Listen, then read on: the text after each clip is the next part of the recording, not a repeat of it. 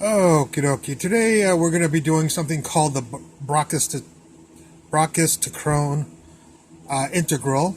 And I've already done two lectures on the what's called the Brachistochrone problem.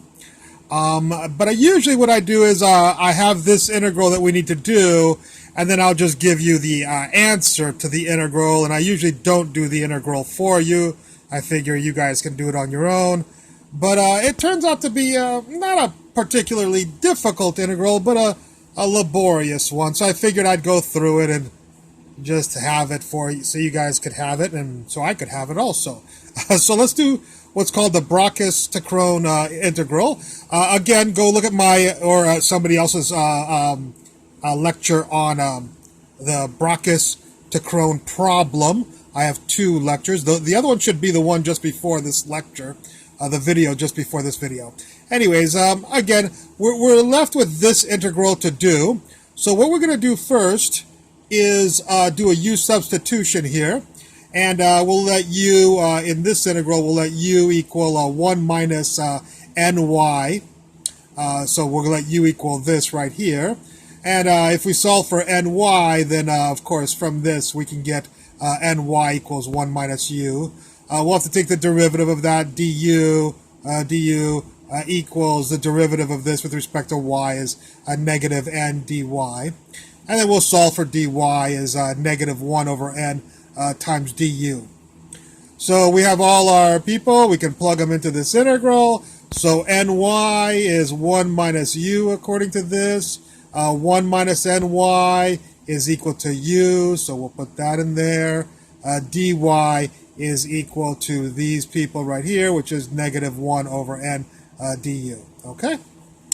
All right, so now we have an integral in u here, and we're going to do another substitution. Yep, this is a double substitution. And what we're going to do, since we see 1 minus u here in the square root, we realize, why don't we let u equal sine squared of sine squared theta. So then we'll have a 1 minus sine squared here and a sine squared here, and we'll clean it up a little bit. We'll see how that comes out to be nice. If u equals sine squared theta, then the derivative of this is 2 sine theta cosine theta d theta.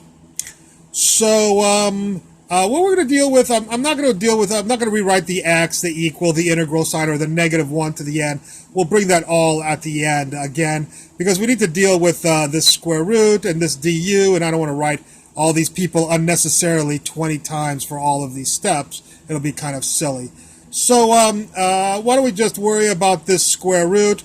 1 minus u is 1 minus sine squared according to this equation. And of course I'm going to abbreviate s's for sine and c's for cosine. So 1 minus u is 1 minus sine squared. U right here is sine squared right there.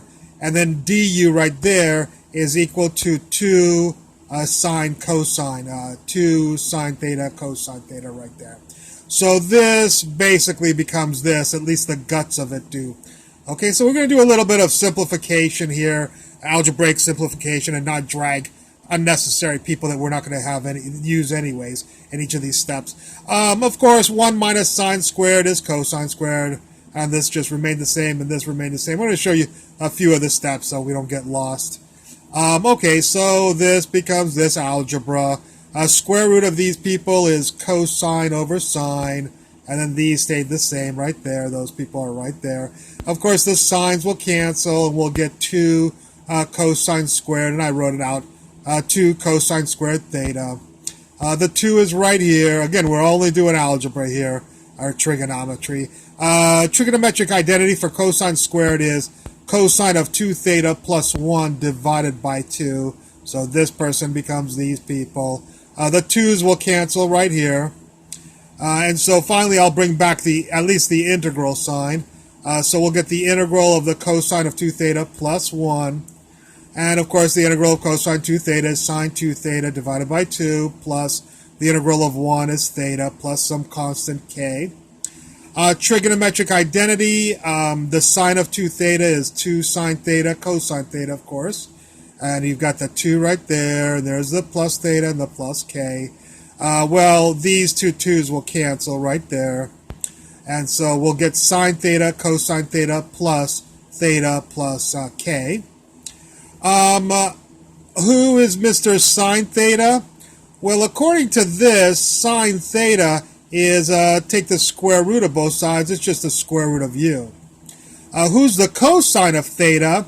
Well, actually, we saw that right here. We saw the cosine here as this guy.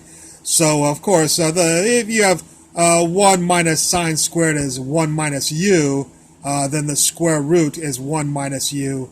So the cosine of theta is simply the square root of 1 minus u. Which makes sense because this is the square root of 1 minus u on top here, and that top turned out to be cosine of theta. So cosine of theta is equal to 1 minus u, the square root of right there. And that's all I'm saying. Cosine of theta is that right there. Theta, of course, then you have to come over here and solve for theta. So you have to take the square root of u. There's the square root of u. I'm sorry I wrote it kind of small. That's the square root of u right there. And then you'll solve for theta, so you have to you got rid of the squared. You need to get rid of the sine, so you have to take the arc sine or the sine inverse of both sides. So this is sine inverse of the square root of u is Mr. Theta, according to this equation right there. All right, so this became this just with algebra and resubstitution of these people. And now we started with an integral with y. We want to end up with an integral with y. So who is Mr. U? Mr. U is 1 minus ny. So this person is this person right here. 1 minus u is this guy, which is ny. So this person is this guy right there. The sine inverse of the square root of u, and remember u is 1 minus ny. So square root of 1 minus ny is sine inverse of the square root of u right there. And the plus k is just the plus k. As I said before, we didn't worry about the negative 1 over n, so I am going to drag it right there. It's negative 1 over n. Of course, it only multiplies times these two, although it didn't matter if it multiplied this, because 1 over n was a constant. And we lost the x equals, so I wrote x equals. Okay? So this is the curve, the Brachistochrone curve that we have as x is a function of y. And you can do funny stuff with that to try to graph it back into y equals x curve. There's ways of rotating coordinate systems to do that.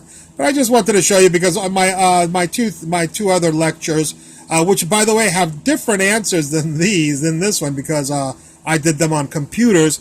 But if you take the derivative of this, I promise you, you'll get this. And if you look at my other two lectures, the two answers that I do give you for the other two lectures of the Brachistochrone problem, on those lectures I don't give you how to do the problem, but I do give you the answers. If you take the derivative of those answers, you also get this. So there's many ways to write this thing in different forms that look different and you think are different answers, but they're not. So all three answers, I just want to give you all three different answers. Just for a variety of different things, depending on how you want to graph these.